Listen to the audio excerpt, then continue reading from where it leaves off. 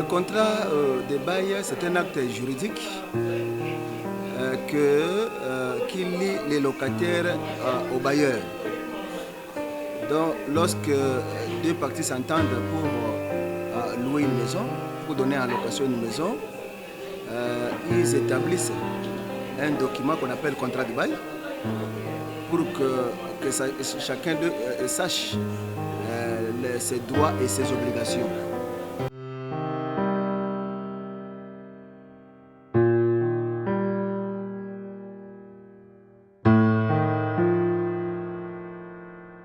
Là, je me réfère directement à la loi, parce que nous avons la loi que nous appliquons ici au service de l'habitat, la loi numéro 015/025 relative aux baux à loyer non professionnels. Si nous entrons dans la loi, nous pouvons voir à l'article 36, on peut faire la lecture de l'article 36. L'article 36 dit ceci: du règlement judiciaire. Les litiges entre bailleurs et preneurs ne sont pas recevables devant les tribunaux s'ils n'ont pas été préalablement soumis à la procédure de conciliation devant le service compétent, à l'initiative des lignes de parties. Article 37. Les litiges prévus à l'article 36 de la présente loi sont portés devant le tribunal compétent dans les 6 mois à dater de l'établissement du procès verbal de non-conciliation. La juridiction saisie statue en bref délai. Donc ici, pour répondre à cette question, lorsque deux parties se retrouvent au-devant de nous et que nous n'arrivons pas à les concilier, à trouver une solution, c'est un litige. Ce litige-là est porté selon l'article que je venais de lire de la loi. Ce litige-là est porté devant le tribunal. Et c'est quel tribunal? C'est le tribunal de grande instance.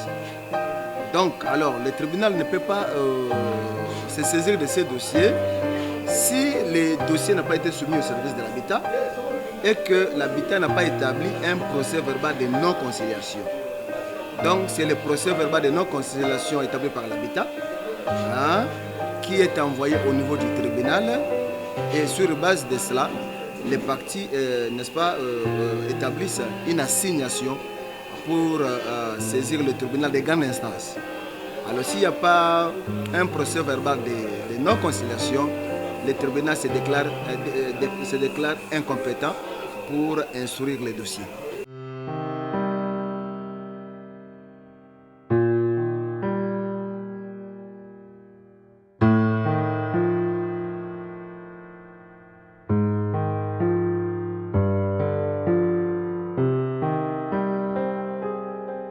Doit répondre à la lumière de l'article 11 de l'arrêté du gouverneur sur les baux à loyer dans la ville de Kinshasa.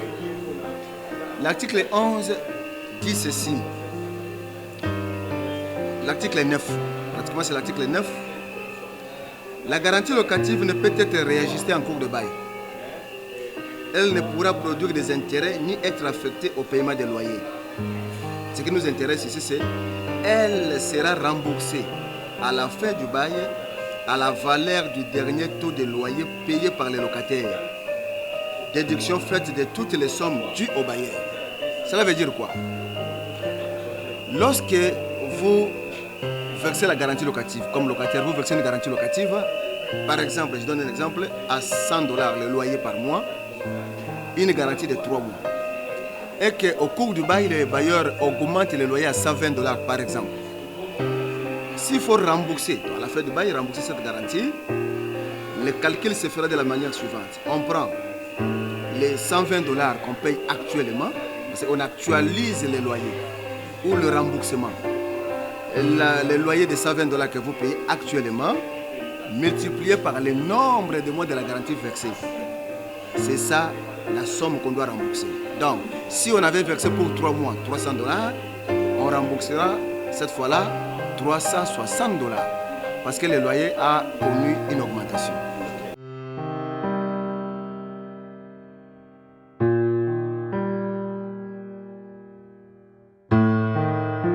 Bon, parce que là, il faut essayer un peu de bien préciser les choses.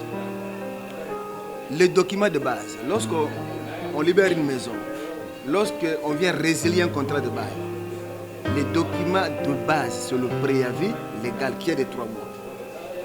Mais la loi a prévu aussi des délais additionnels, des délais supplémentaires en dehors du préavis. Lorsque le préavis est expiré, les locataires ont le droit de pouvoir aller à l'habitat, contacter les services de l'habitat pour solliciter des délais additionnels à ce préavis. Il y a une prolongation de 30 jours dont il a droit et y compris une mise en demeure de 15 jours.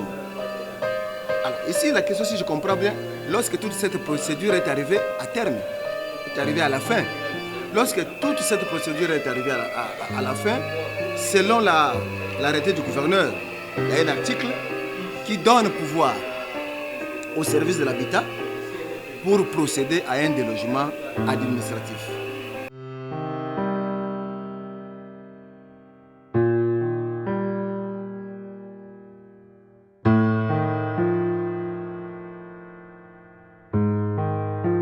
Pas du tout. Ce comportement est défendu par la loi. Là, c'est l'article, pratiquement l'article 22 de la loi sur les baux à loyer non professionnels. L'article 22 dit ceci. Il est interdit aux bailleurs d'exiger le paiement anticipatif du loyer.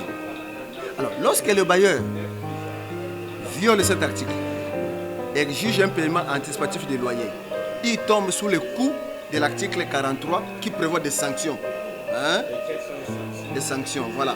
L'article 43 dit ceci. Que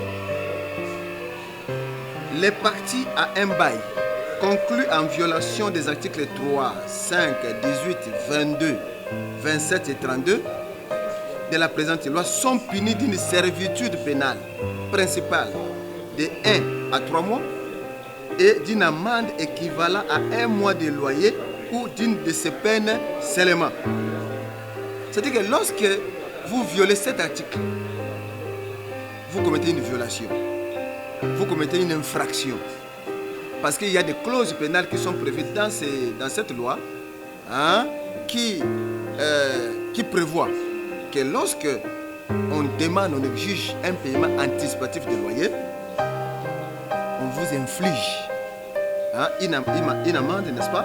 Une amende d'abord équivalent à un loyer et puis des peines de servitude pénale allant jusqu'à 3 mois.